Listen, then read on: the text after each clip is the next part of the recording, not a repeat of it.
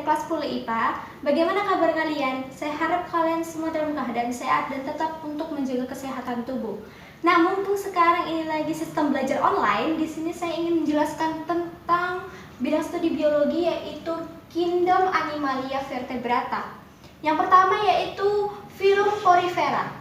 Nah, saya ingin di sini memberikan satu contoh kartun, yaitu ini. Nah, kalian pasti tidak asing lagi dengan kartun satu ini, ya, SpongeBob. Apa sih hubungannya dengan SpongeBob? Pada film Porifera ini, hewan itu memiliki pori-pori, teman-teman. Jadi hewannya berjenis sponge. Jadi nanti kalau film Porifera kalian ingat aja sama satu kartun ini. Nah, yang kedua adalah film Cnidaria. Pada film ini yaitu hewan karang yang memiliki rongga, di mana rongganya ini berfungsi sebagai ususnya. Contoh hewannya yaitu ubur-ubur. Nah, yang ketiga adalah film Platyhelminthes. Pada film ini yaitu sejenis cacing yang tubuhnya pipi yang memiliki bentuk kepala segitiga. Kalian bisa lihat contoh hewannya di sini. Nah, itu dia bentuk hewannya. Dan nama hewan ini adalah Planaria. Nah, dia pada film Platyhelminthes ini memiliki 3 kelas. Yang pertama yaitu kelas Tubellaria, yang kedua kelas Trematoda, yang ketiga ada kelas Cestoda. Saya ingin menjelaskan tentang kelas Cestoda di sini. Nah, teman-teman, saya ingin beri satu contoh gambar lagi, yaitu ini.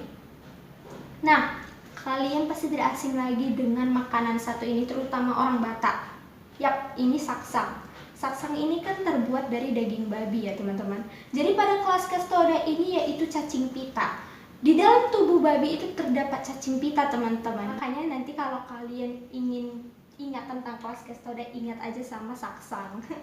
Jadi yang keempat adalah film Nematoda. Pada film ini yaitu cacing gili yang sebagian hidup sebagai parasit manusia. Kenapa sih bisa film Nematoda ini atau cacing ini masuk ke dalam tubuh manusia? Nah, penyakit yang diderita adalah diare. Bagaimana sih diare itu bisa terjadi? Yang pertama adalah makanan yang kita konsumsi itu kotor, teman-teman.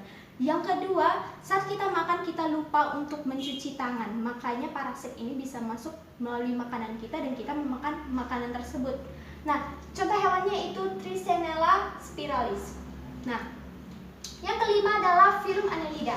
Pada film ini memiliki 3 kelas. Yang pertama kelas Polychaeta, yang kedua kelas Oligochaeta, yang ketiga kelas Hirudinea.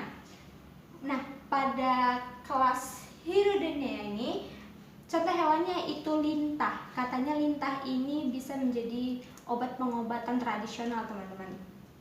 Yang keenam yaitu film Mollusca. Pada film Mollusca ini memiliki 5 kelas. Yang pertama kelas Polyplacophora, yang kedua kelas Gastropoda, yang ketiga kelas Scapoda, yang keempat kelas Bivalvia, yang kelima kelas Cephalopoda.